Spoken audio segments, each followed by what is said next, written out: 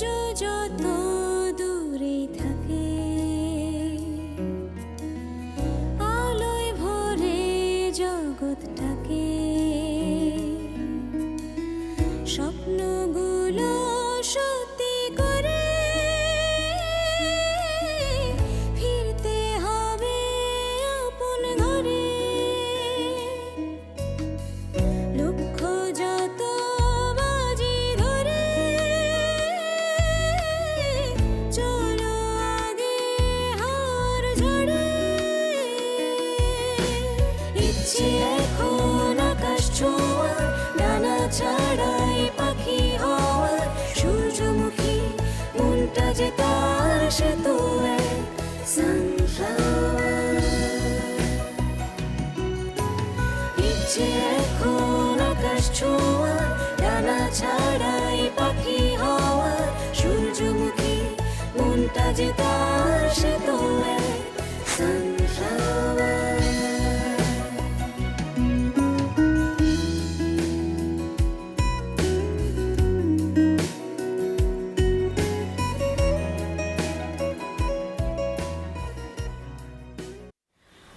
আমাদের একটা ছোটোখাটো দোকান আছে সানফ্লাওয়ার ইলেকট্রনিক্স। ওটা আসলে আমি দেখাশোনা করি, দোকানটা আমার বাবার। এলাকার মানুষজন টিভি ফ্রিজ কোনো কিছু নষ্ট হয়ে গেলে আমাদের কাছে নিয়ে আসে, আমরা রিপেয়ার করে দিয়ে দিই। এটাই আমাদের ব্যবসা আসলে। That means entrepreneur. আপনি দেখছি আমাকে পদে পদেই মুগ্ধ করছেন। আমাদের দেশে আপনার মতো ব্রেভ গার্ল যত বেশি থাকবে দেশটা তত তাড়াতাড়ি উন্নতির দিকে এগিয়ে যাবে। বাই দ্য ভাই, আমার পেশেন্টের কি অবস্থা এখন? জি ভালো। আর যদি কোনো রকম প্রবলেম ফিল করেন প্লিজ ডাইরেক্টলি আমাকে যোগাযোগ করবেন। হ্যাঁ জি জানান। ডক্টর, আমাকে কেন ডেকেছিলেন সেটা তো বললেন না। আমি আসলে আপনাকে যে জন্য ডেকেছিলাম সেটা বলতে নিজেই লজ্জাবোধ করছি। আপনি নিজেই তো একজন এন্টারপ্রেনার, আপনার নিজেরই একটা ব্যবসা আছে। আপনি আবার কি মনে করবেন তাই ভাবছি। আপনি কি বলতে চাচ্ছেন সেটা আগে বলেন। মনে করব কি করব না সেটা তো পরের ব্যাপার। আসলে সত্যি বলতে কি, এই হসপিটালের আমার একটা বড় অংশীদারিত্ব আছে। এর একটা বড় অংশের মালিক আপনি আমাকে বলতে পারেন। আজকাল তো মেডিকেল ইন্ডাস্ট্রিতে প্রচুর টেকনোলজির ব্যবহার হচ্ছে, আর তার সাথে সাথে আমরা সবাই সেটার উপর নির্ভরশীল হয়ে পড়ছি। কিন্তু এই টেকনিক্যাল মেশিনপত্র রক্ষণাবেক্ষণের জন্য ভালো টেকনিশিয়ান নেই। সেদিন আপনার কাজ সত্যি আমাকে মুগ্ধ করেছে। Thank you doctor. আমাদের এখানে একজন ভালো টেকনিশিয়ান দরকার। তো প্রথমেই আপনার কথাটাই আমার মাথায় এসছে, কিন্তু আমি জানতাম না যে আপনার নিজেরও তো একটা ব্যবসা আছে। তা না হলে এই টেকনিশিয়ান পদটার জন্য আমি আপনাকে অফার করতাম। ডক্টর, অফারটা কি মানে এক্সপায়ার হয়ে গেছে? না না, তা কেন? তাহলে ডক্টর আমি জবটা করতে চাই। না না, আমি আপনাকে ডেকেছি বলে আপনি এটা অফারটা অ্যাকসেপ্ট করবেন আপনার অনিচ্ছা সত্ত্বেও, সেটাকে ঠিক হবে? না না ডক্টর, একদমই অনিচ্ছাকৃত না, আমি নিজের ইচ্ছায় জবটা করতে চাচ্ছি। তাহলে আপনার সানফ্লাওয়ার ইলেকট্রনিক্স ওটা আপাতত বন্ধ আছে। So you want to do the work? জি জি। গ্রেট। তাহলে আপনি একটা কাজ করুন, 203 নম্বর রুমে ইঞ্জিনিয়ার সাইদ আছে, আচ্ছা। আপনি ওর কাছে রিপোর্ট করুন, আমি ওকে ফোনে বলে দিচ্ছি।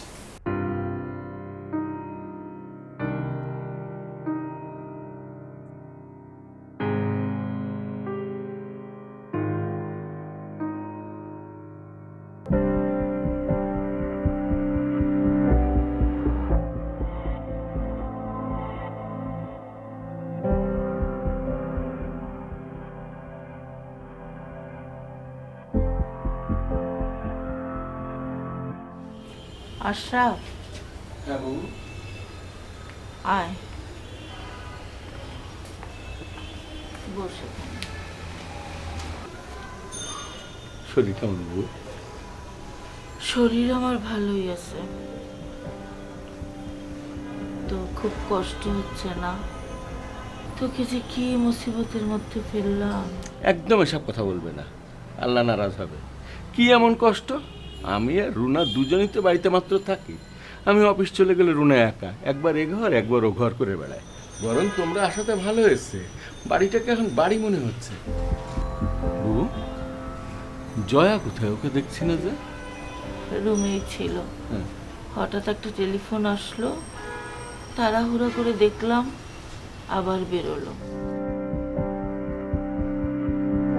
মেয়েটার মুখের দিকে তাকালে আমার বুকটা শুকিয়ে আসে।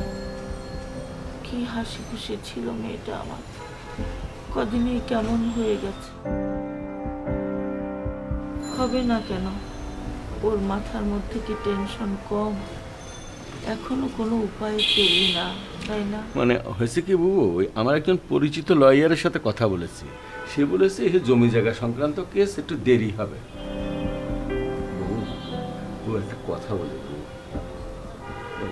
রুনা যদি উল্টো পাল্টা কিছু বলে তুমি রাগ করে না। ও তো ছেলে মেয়ে নেই, একা একা থেকে থেকে না মেজাজটা কেমন যেন খিটমিট হয়ে গেছে। বউ, ওর কথায় তুমি কিন্তু রাগ করবে না বাবু। এতদিন ধরে দেখতেছি ও কেমন, আমি কি ওরে চিনি না? জয়া আসলে ওকে একটু জিজ্ঞেস করিস কি দিয়ে কি করতেছে আমার মেয়েটা।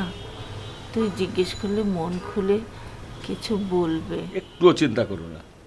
কে বলেছো ও একা হয়ে গেছে? আমি আছি না, সব ঠিক হয়ে যাবে।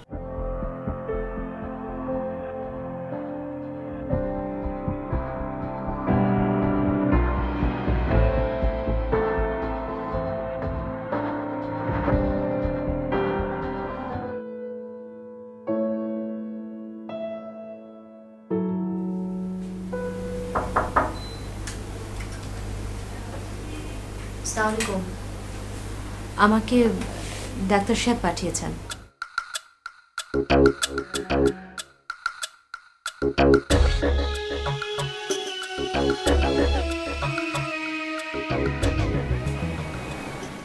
আপনি জয়া? জি। ও, স্যার তো বললো আপনারা আমার সাথে কাজ করতে। আর একটা ফোনে হ্যালো বলেই সব কিছুর থেকে খালাস। ঝামেলা তো সব আমার। কাজকর্ম জানেন কিছু? জি, মোটামুটি। হ্যাঁ, বসেন।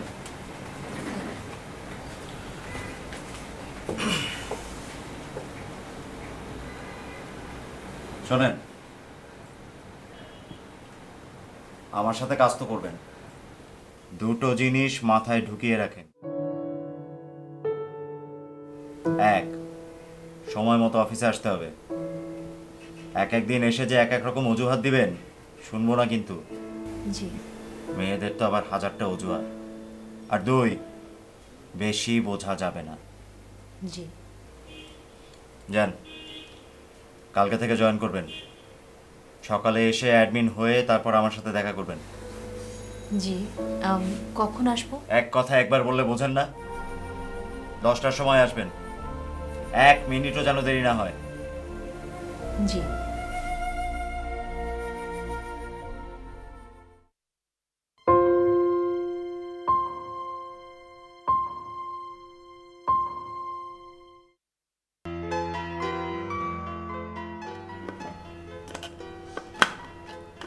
ধর তো। হাসপাতালেও কি তোমাকে মেকানিকের কাজ করতে হবে? তো জানি না এখনো, কালকে গেলে বুঝতে পারবো কি ধরনের কাজ আসলে। আমি তো ভাবতেই পারিনি যে ডাক্তার সাহেব আমাকে চাকরির অফার করবে। আমি তো ভেবেছিলাম তোর ব্যাপার নিয়ে কথা বলবে। না গেলে কি হতো? কি হতো?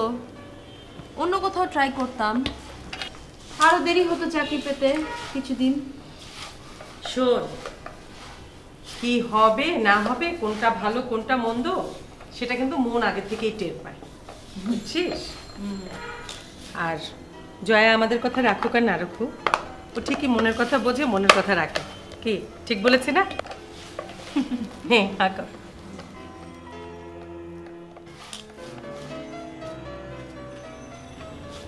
মামি অসম। তাই? তুমি একটা কাজ করো, আমার যখন বিয়ে হয়ে যাবে না, তখন তুমি তোমার দুটো হাত কেটে আমার সাথে দিয়ে দিও। শোনো মেয়ের কথা, আই শোনো মেয়ে, এখন দেখ তো, ও তো ছোট, বোঝে না, আন্দাজে বলে। একদম ঠিক আছে, একদম একটু তেল দে। না না কিছু না, একদম ঠিক হবে। শোন, খেতে থাক, আমি কিন্তু চা খাবো। আমাকে খাবি? দিও, হ্যাঁ। আচ্ছা, ঠিক আছে। চিনি কম, হ্যাঁ।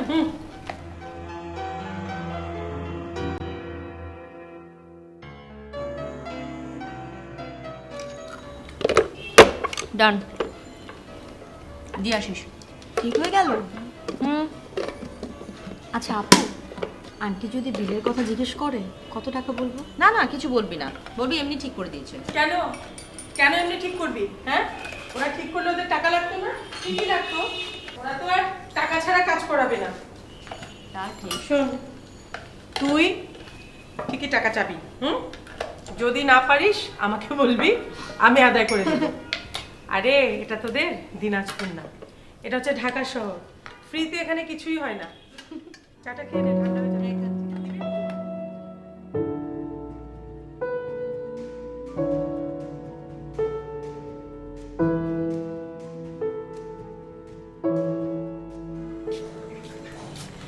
যে পারে সে সব জায়গায় পারে। আমার ভাই আর ভাইয়ের বউ ছাড়া ঢাকা শহরে কেউ ছিল না। জয়া ঠিকই একে তাকে বলে বলে একটা চাকরির ব্যবস্থা করলো। যেমনই হোক, চাকরিটা তো মাস শেষে কয়টা টাকা পাওয়া যাবে। তুমি ঠিকই বলেছো জয়ার মা।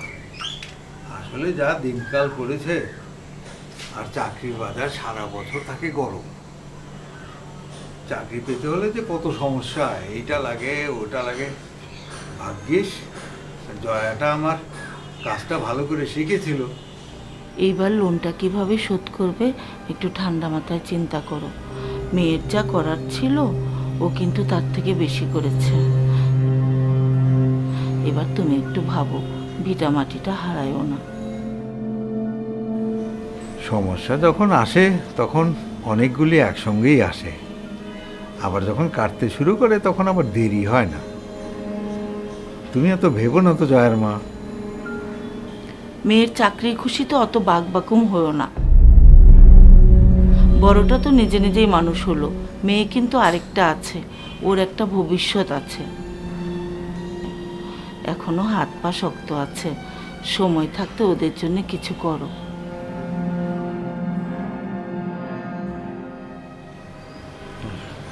ও জয়ার মা, এই সাদা গেঞ্জিটা একটু হাতের কাছে রেখো তো, সকালে হাঁটতে যাওয়ার সময় খুঁজে পাওয়া যায় না। সব কিছু তো জায়গা মতোই আছে, একটু কষ্ট করে হাত বাড়ালেই তো পাও। শোনো না, পার্কে নাকি মেয়েরা দৌড়াদৌড়ি করে, আমাকে একটু নিয়ে যাবা? তুমি ওখানে যেয়ে কি করবে? আমি গিয়ে হাঁটবো। আচ্ছা ঠিক আছে, কালকে সকালে যখন হাঁটতে যাব তোমাকে সঙ্গে নিয়ে যাব। শুয়ে পড়ো, আমি আসতেছি।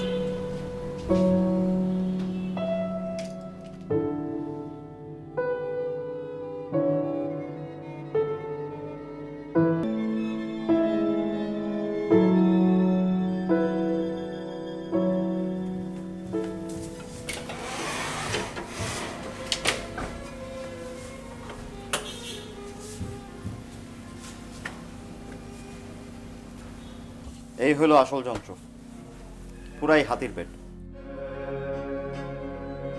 দিনে ক লিটার তেল খায় জানেন? জি না। অবশ্য সেটা আপনার জানার দরকার নেই, এটা আপনার কাজ না। দিনে কমসে কম 70 বার এই হাতির মাথা খারাপ। চলেন অন্য যন্ত্রগুলো দেখাই।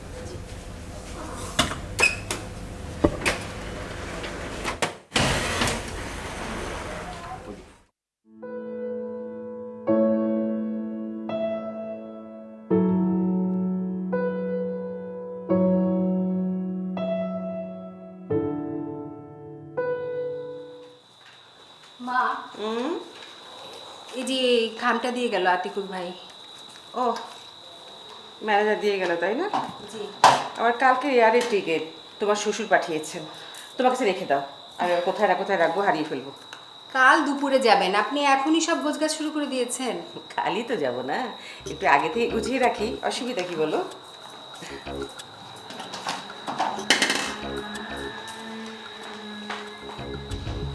এই যে মা, ওষুধগুলো নিয়ে নেন আগে। এটার মধ্যে আপনার সব ওষুধ, আর ইনসুলিনটা নিতে ভুলবেন না কিন্তু মা, নিয়ম করে নেবেন। 100 বার মা, তুমি আছো বলেই আমি বেঁচে আছি। ঠিক মতো ওষুধ দিচ্ছ, ওষুধ খাওয়াচ্ছ। বাবা আপনার সাথে গেলে হতো না মা? হ্যাঁ, সে তো আমিও চেয়েছিলাম রে, কিন্তু আসলে কাজের এত চাপ না, যাবে কদিন পরেই যাবে, অসুবিধা নেই। তাছাড়া আমি একটু আগে যাই, একা কথা বলতে চাই ওর সাথে। ঠিক আছে। শোনো মা, তুমি কিন্তু সাজ্জাদরে সকালবেলা ঠিক মতো উঠিয়ে দিও, তা না হলে আমি না থাকলে কিন্তু খুব খামখেয়ালে পারে, ঠিক মতো মিলে যায় না। আপনি একদম চিন্তা করবেন না, আমি সব দিক খেয়াল রাখবো। আমি জানি মা, তুমি আছো বলে তো আমি নিশ্চিন্তে বাড়ি ছেড়ে একটু বাইরে যেতে পারি।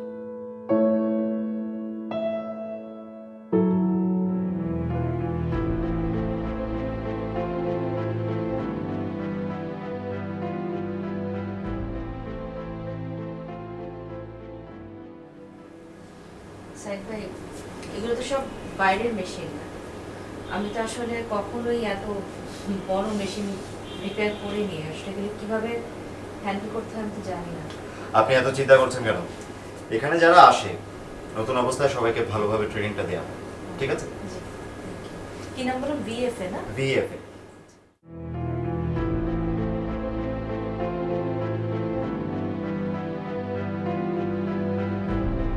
আচ্ছা, এটা হচ্ছে পজিটিভ মেশিন আর এটা হচ্ছে সিএফপি।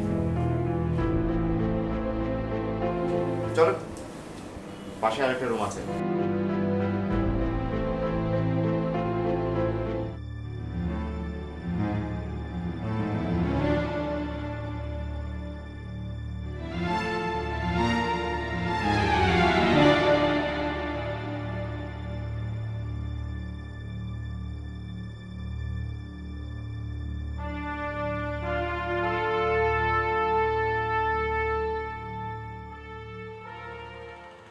শোন, মা কিন্তু তোর এখানে যাচ্ছে।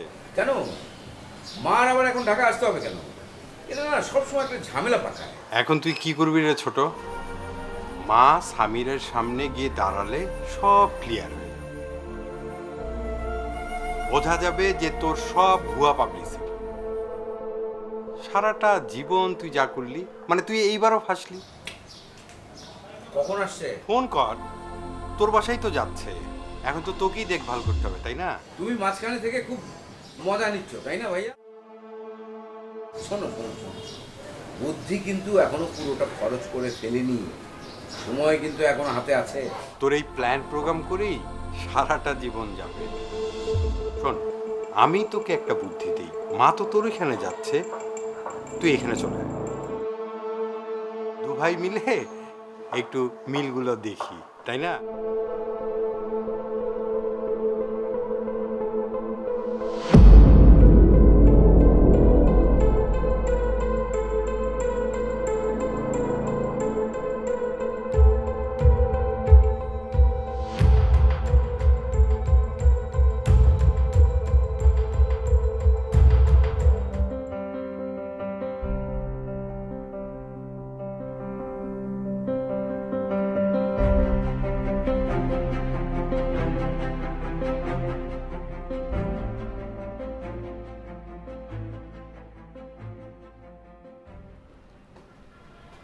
Salute to my brave girl. Mithila, আপনি কি করছেন? প্লিজ বসুন। আমরা কি শুধু দুজনই বসবো নাকি স্পেশাল কারোর জন্য অপেক্ষা করব? আপনি যে মাঝে মাঝে কি এম্বারেসিং কথা বলেন। আমি সামিরকেও আসতে বলেছি, চলে আসবে এক্ষুনি। আপনি যখন বলেছেন তখন কি সামির ভাই না এসে থাকতে পারবে? কেন বলেন তো? কারণ সামির ভাই এটা বুঝতে পেরেছেন কিছুদিনের ভেতরেই আপনি এদেশের একটা ফেমাস পার্সোনালিটি হয়ে যাবেন। এই জন্য উনি আপনার কল ইগনোর করতে পারে বলেন? আমি তো পারবো না। থামেন তো আপনি। এক্সকিউজ মি, খাবারটা অর্ডার দিয়ে দিন। আস্তে আস্তে চলে গেছে। আমাদের খাওয়ার অর্ডারটা নিয়ে নেন। আপনি দেখেন কি খাবেন বলুন, আপনি কি প্লিজ খাবেন? আপনি আগে। ম্যাডাম, আমি তো আপনাদের অর্ডারটা নিতে পারবো না। মানে আপনাদের অর্ডার তো হয়ে গেছে, খাবার বাইরে সার্ভ করা আছে। আমাদের অর্ডার? জি ম্যাডাম। আমাদের অর্ডার কে দিয়েছে? স্ট্রেঞ্জ।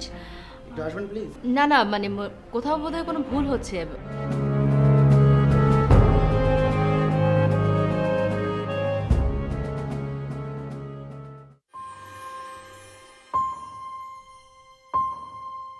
কাজ তো একই মা, দোকানে যা করতাম এখানেও তাই। ওকে নিয়ে বেরিয়েছিলি নাকি কোথাও? শোন শোন শোন, খুবই ডেসপারেট ধরনের মেয়ে কিন্তু। করতে আসছে টেকনিশিয়ানগিরি, তার আবার ফ্রেশ হওয়া। যত সব। নিজের ভালো মন্দ ঠিক মতো বোঝে না। আচ্ছা আমাকে বলো তো, মানুষের সৌভাগ্য কি রাস্তা দিয়ে টুকটুক টুকটুক করে হেঁটে বাড়ির সামনে এসে দরজায় ঠকঠক করে? আপনি কি চান যে আমি ডাক্তার সাহেবকে আপনার বিষয়টা জানাবো? আয় বাবা কাছে আয়, কতদিন দেখি না তোকে, মনটা যেন কেমন করছিল। তাই না মা? আর আমরা কেউ না। না না, আমার বস প্রচণ্ড ভিতর এখানে যদি এরকম কন্ডিশনে কোনো বিষয় থাকতো সে তাহলে ওই রাস্তাতেই যেত না।